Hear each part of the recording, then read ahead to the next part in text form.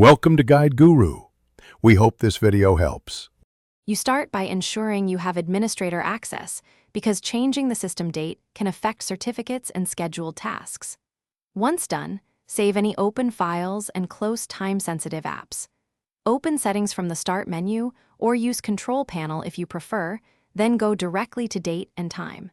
Make sure automatic time sync is turned off so manual changes will stick. This first step prevents the system from immediately reverting your edits and lets you control the change.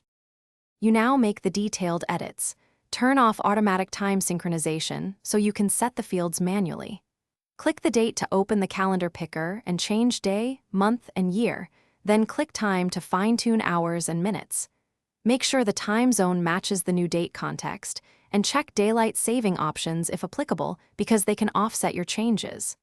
Once set, preview the new date and time display so you catch typographical or AM/PM mistakes before applying them. You finish by applying the change and observing the system clock for immediate confirmation. If it updates, you're done.